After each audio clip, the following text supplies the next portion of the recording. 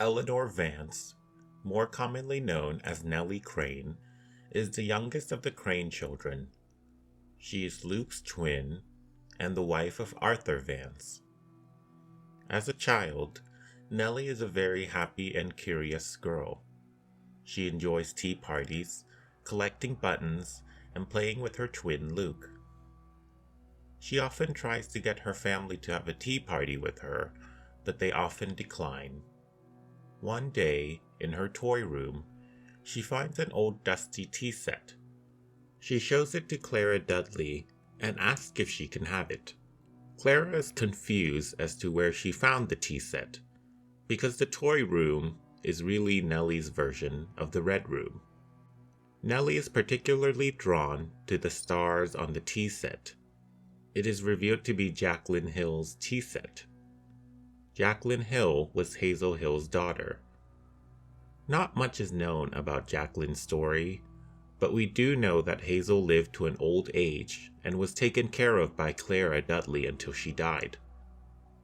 Clara remarks that Hazel often mentioned Jacqueline's cup of stars, but Clara never really knew what it meant until Nellie found the old cup of stars. When Nell expresses concern that she wouldn't be able to keep the cup of stars because it was so fragile, and her mom may not let her keep it, Clara responds rather curiously. She becomes rather serious and tells Nell, "Use your cup of stars. Insist on your cup of stars.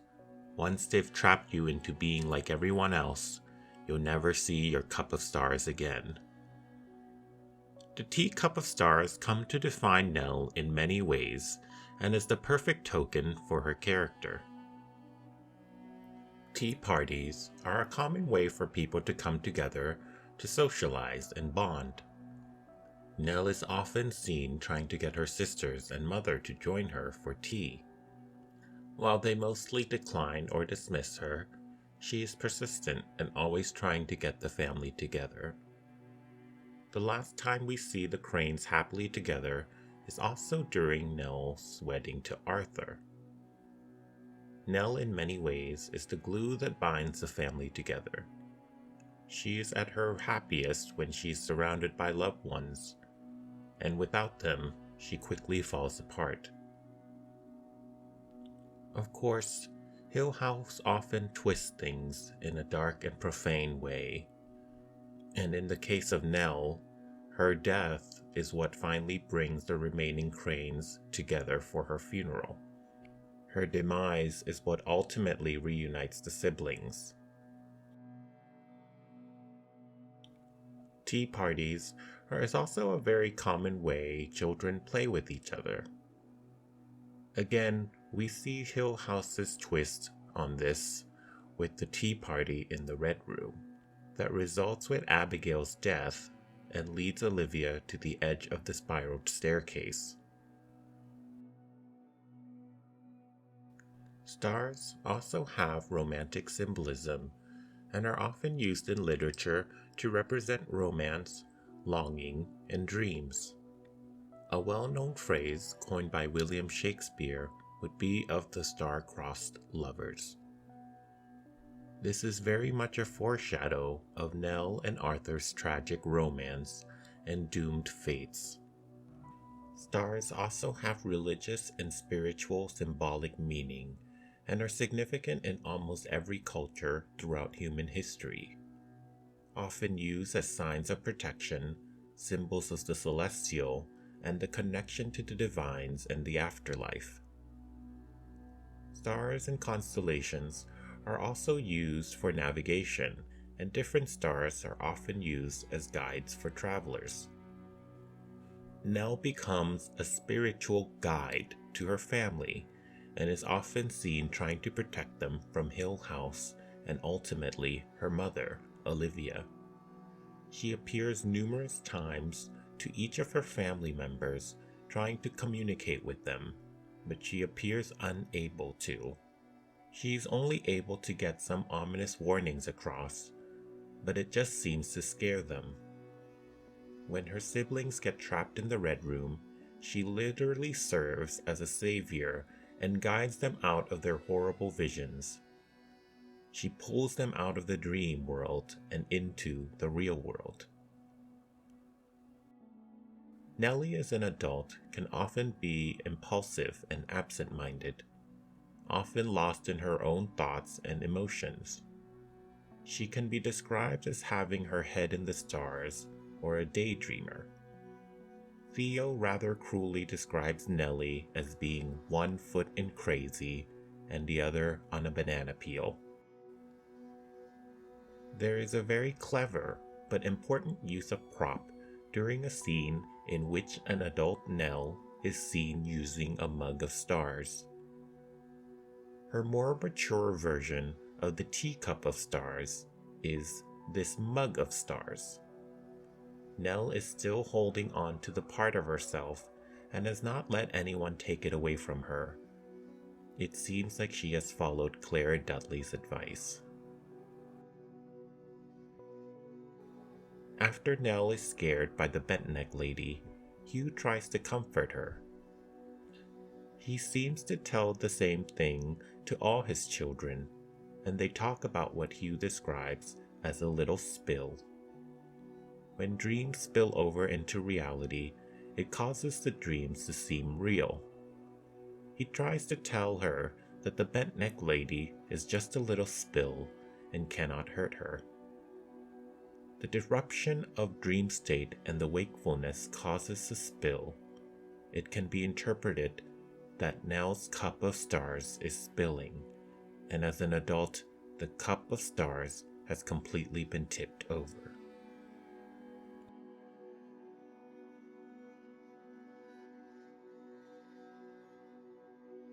After the events of Hill House, Nell struggles with her childhood trauma, especially her persistent issues with sleep paralysis. This leads her to seek professional help, which leads her to Arthur Vance. Arthur is a sleep technologist and works with Nell to get her through her sleep problems. During her first appointment with Arthur, he tells her while they may not be able to get rid of the sleep paralysis completely, they can work to stop the panic. He calls this an escape plan, which amuses Nell, but this escape plan from dreams will become very important in Nell's story. Nell is extremely relieved when Arthur takes her seriously, remarking that her previous doctor had dismissed her concerns. This is what initially draws her to him, and what will become a cornerstone of their relationship. Arthur always makes Nell feel seen and heard, and this is one of the reasons she falls for him so deeply and quickly. Acute misunderstanding about whether or not she drinks coffee quickly sparks off their romance. Their romance develops quickly, and Arthur proposes to Nell during their New Year's party. She of course accepts, and the two kiss to the applause of their friends and family. During one of Nell's sleep paralysis episodes, Arthur is able to patiently and lovingly coax her through what usually is a very difficult and distressing process. Similar to how Olivia and Hugh describes their love as a kite and a line, Nell and Arthur can be described as a ship and an anchor. Arthur keeps Nell grounded and makes sure she doesn't lose her way. They finally marry and have a beautiful ceremony with friends and family present. Luke is unfortunately absent due to his drug habit, and while this hurts Nell, she is surrounded and supported by Arthur and her other family. Of course, their love being star-crossed means that tragedy is right around the corner. One night, Nell suffers from one of her usual sleep paralysis episodes. Arthur tries to calm her and goes to turn on the light. As he makes his way across the room, he suffers a brain aneurysm. This results with him tilting his neck unnaturally to one side, reminiscent of the bent-neck lady, who appears again, watching the events unfold, covered in the shadows. He falls over dead, and Nell is able to struggle out of her sleep paralysis. She reaches him, but unfortunately, he's already dead. This leads her to believe that the bent-neck lady had killed him. Of course, it is later revealed to not be the case. With Arthur gone, Nell is completely lost. She starts to behave erratically and recklessly. She has a huge falling out with her siblings, Theo and Steve in particular. She gets into a huge fight with Theo about Arthur. When a desperate Nell asks Theo to use her abilities to see if Arthur's spirit was still lingering, she crosses Theo's boundary by forcefully grabbing her wrist. This leads into a heated confrontation that escalates as Theo confronts Nell on her behavior, and Nell responding with a biting remark that hurts Theo. Nell also publicly embarrasses Steve at one of his book reading tours. While she has cause to be upset with him, embarrassing him like that was very irresponsible and uncalled for. Luke was still in rehab, so she was not able to confide in him. She tries to call Shirley, but Shirley was busy with work and was unable to answer her call. This leaves Nell alone, and she becomes more and more enthralled by Hill House, culminating in her booking a flight to Boston in secret and returning to Hill House alone.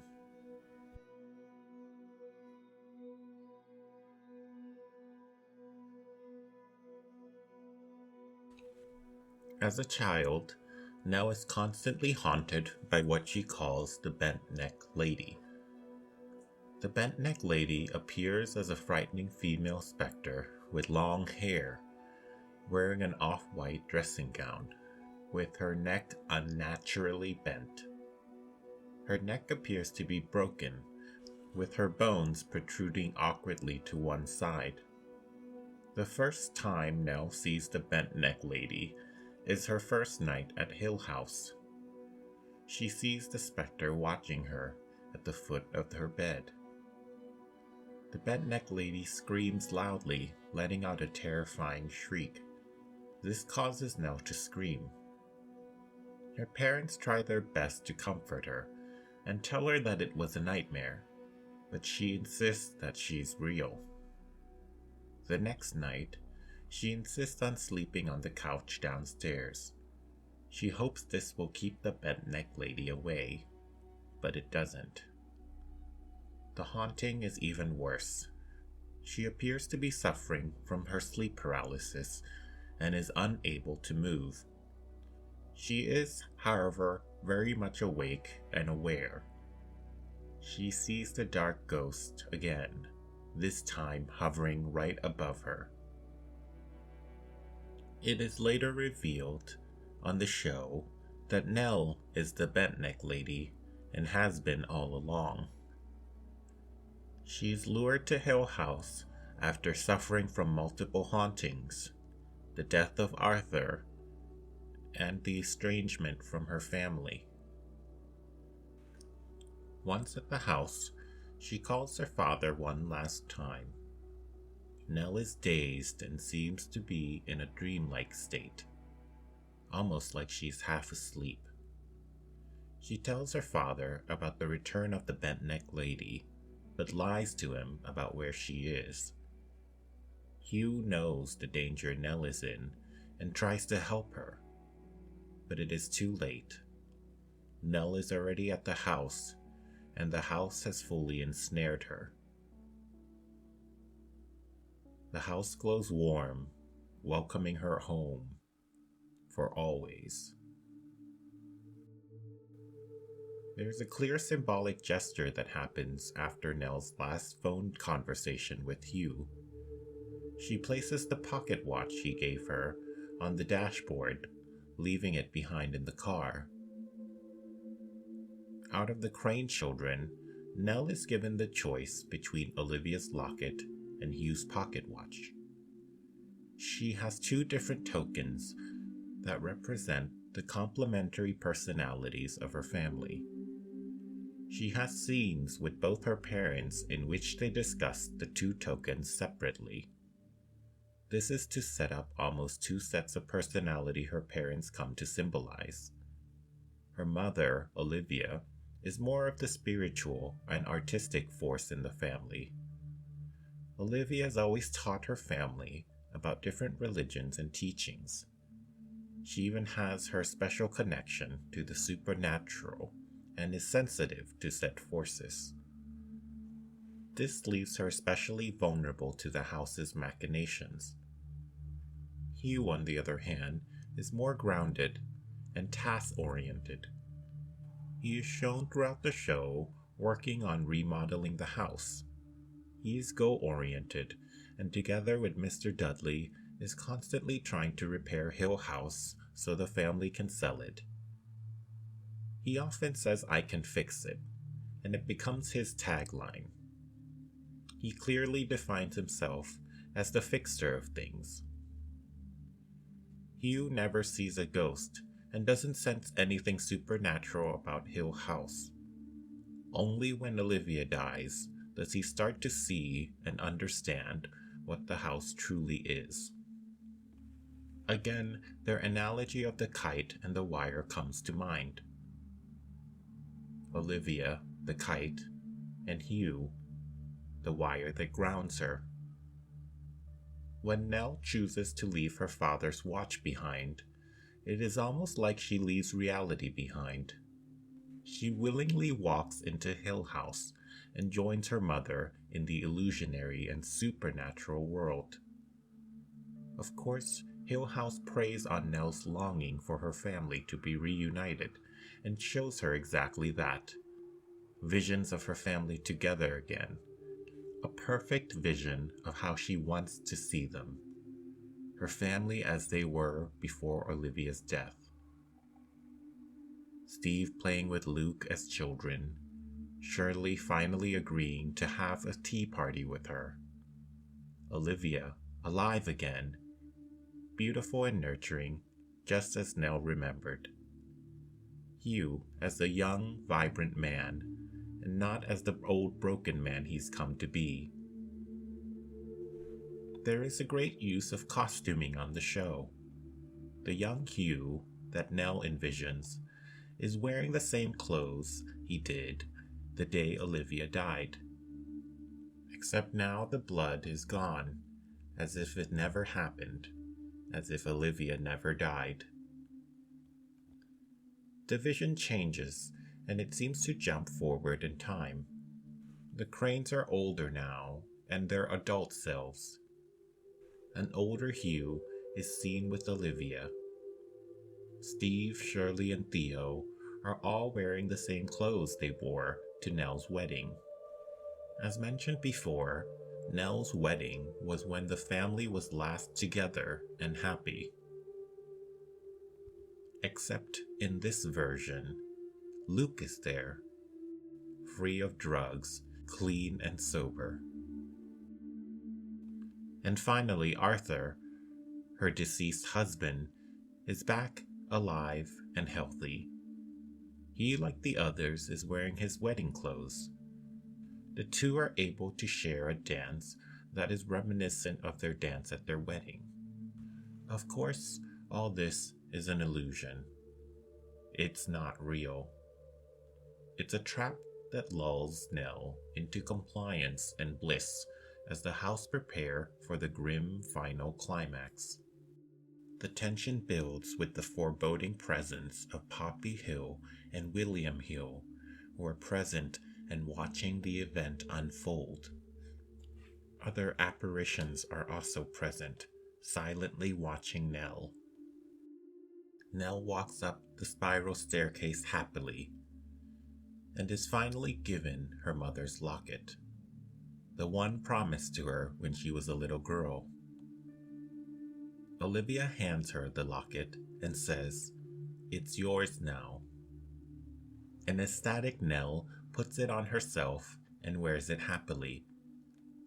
This was, however, a cruel trick, and it turns out the locket was really just the noose. When it is revealed to her what the locket really is, Nell is terrified and calls out for her mother. But Olivia simply just tells her, "It's time to wake up, sweetheart," and kisses her forehead, which causes Nell to fall, her neck snapping on the rope. Nell is killed by Olivia and the locket, the symbolism of the supernatural, love, and death. Olivia keeps pictures of Nell and Luke in her locket. She obviously loves her children, but suffers from a delusion that to keep them safe, she needs to wake them up, and the only way to do so is by killing them. Hill House has twisted Olivia's love and uses it as a weapon that kills Nell. As the Bent-Neck Lady, Nell seems to be an unwitting time traveler. She's flung through time, witnessing her own life. It is revealed that this is how she has been haunting herself as the Bent-Neck Lady all these years. Whether or not this is Hill House's intention all along, or part of Nell's innate ability going haywire, is not made clear.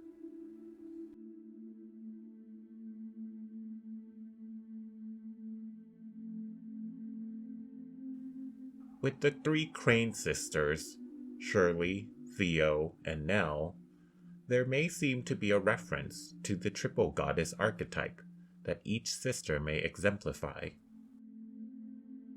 Shirley as the mother, Theo as the maiden, and Nell as the crone.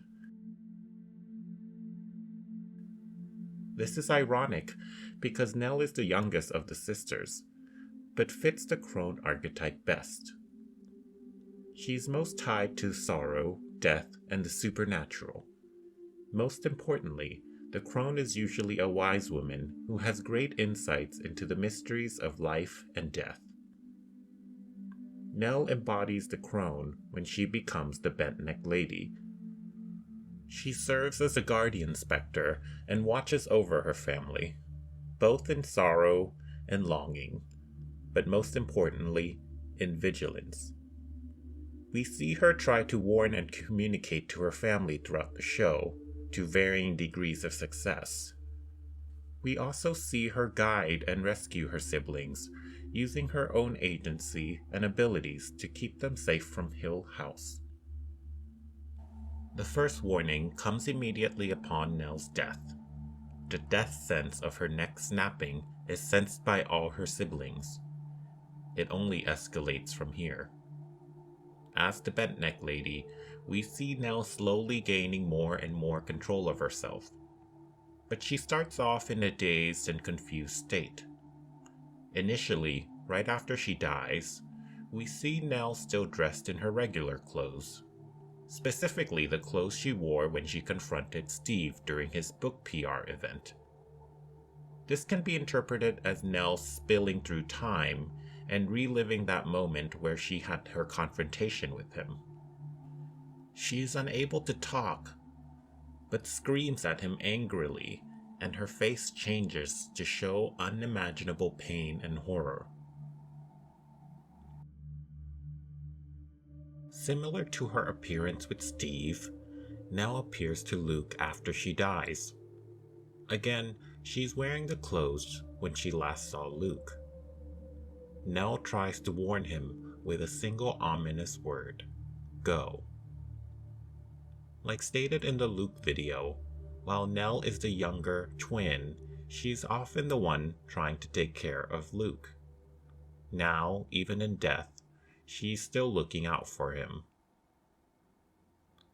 The last time Nell got to see Luke, he was still addicted to drugs, and she was driving him to a drug rehabilitation center. He, however, convinces her into buying drugs for him one last time. A vulnerable and lonely Nell reluctantly agrees. As Luke injects drugs into himself, Nell sees the Bent-Neck Lady appear in the rain. This seems to trigger a psychological meltdown, and she races home to dump out all her medication into the toilet. In an attempt to gain control, Nell decides to go off her medication. Unfortunately, it appears to have the opposite effect, and she starts to spiral out of control. She starts lying to her therapist, and when asked if she was still taking her medication, she tells him yes. As the show continues, she appears to her siblings as a scary specter of the bent-neck lady. She's seen at her own funeral alongside her family, but no one sees her. She reaches out to her dad at the funeral, but disappears into darkness. Her appearance as the bent-neck lady is a representation of how she now perceives herself in death. She's scared and rotting away alone, so she appears as the horrifying bent-neck lady. She appears to Luke again in her bent-neck lady form. As he is saying goodbye to her grave, she warns him with a single word: don't. Right after this ominous warning, an erratic Olivia tries to pull Luke into the grave. She also scares Theo and Shirley off the road when she screams at them angrily in the car as they are on their way to Hill House. Theo and Shirley were arguing, and it seems that might have annoyed and upset Nell, so her angry snarl stops them from arguing.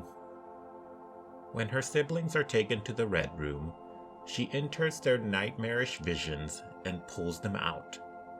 She appears in these visions more as herself, but she's also wearing the dress she died in. This could be a visual cue that Nell has come to terms with her death and is no longer in anguish and fear over it. While she is sad and mournful, she seems to be more at peace. She's much more confident and is able to speak to her siblings. With Luke especially, she appears in his vision as her child form to warn him. This seems to break Olivia's coaxing over Luke, in which an adult Nell appears and pulls him out of the vision. This gained ability seems to have been foreshadowed by Arthur and his dream escape plan.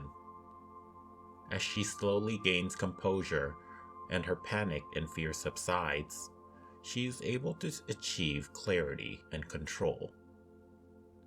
With this newfound agency, she enters and interferes with Hillhouse's plan and asserts her own escape plan for her siblings.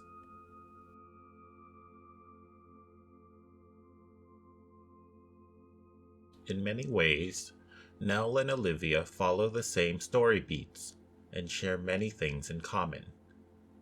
They both share a connection to the supernatural and often get overwhelmed by it. They are also both slowly driven to the ledge of the spiral staircase by the machinations of Hill House. Arthur and Nell's relationship is also very reminiscent of Olivia and Hugh's relationship. Both couples were in a loving and caring relationship, and Arthur and Hugh act as the wire to Nell and Olivia's kite. Their appearance also becomes very similar. Both mother and daughter have long wavy hair, wear similar looking jewelry, and both wear the long night dressing gown on the night of their deaths. But their differences are what is truly significant. Olivia chooses to jump without Poppy pushing her. Nell is deliberately brought and seemingly forced off the ledge by Olivia. Nell was able to come to her senses, but it was too late. She tries to turn back and clings to the railings. She desperately calls out to her mother, but Olivia just approaches her and kisses her forehead and says, "It's time to wake up, sweetie."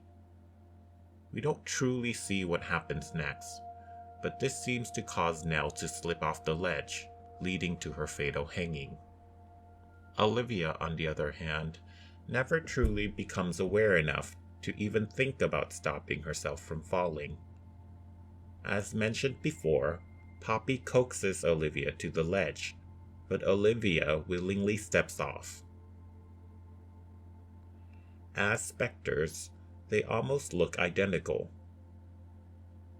Their skins are gray with milky pale eyes.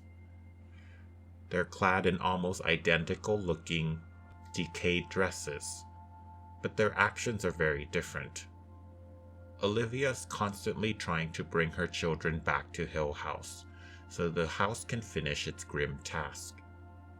She thinks this will wake her children from the nightmare of their living lives and keep them safe forever. Nell, on the other hand, is constantly trying to warn her siblings, in particular Luke, who she shares her twin connection with. While she fails to keep her siblings away from Hill House, she manages to wake them from Hill House's visions. Nell is also a lot more aware of her own death. Olivia seems completely entranced by the house, and her moments of lucidity grows more and more fleeting. For Nell, this is quite the opposite. As time goes by, she seems more and more aware. This may be due to her ability to spill through time. While this causes her inadvertently to haunt herself over and over again, it may be the reason why she's much more aware that she is dead. As mentioned before, Olivia loses herself in Hill House. She seems to lose her grasp on her living and dead self. She doesn't seem to be able to distinguish the difference between being dead and being alive anymore. Or maybe to her, it doesn't really matter. This dichotomy is foreshadowed when a young Nell is seen sleeping on the couch and Olivia on the ground next to her. The scene composition highlights their similar gestures of sleep, but their colors are reversed. Nell is draped in a blue blanket that covers her orange robe, while Olivia is seen wearing a blue dressing gown with an orange striped blanket. Orange or blue are complementary colors and are considered opposites in color theory. Mother and daughter, complementary, but also in opposition with each other.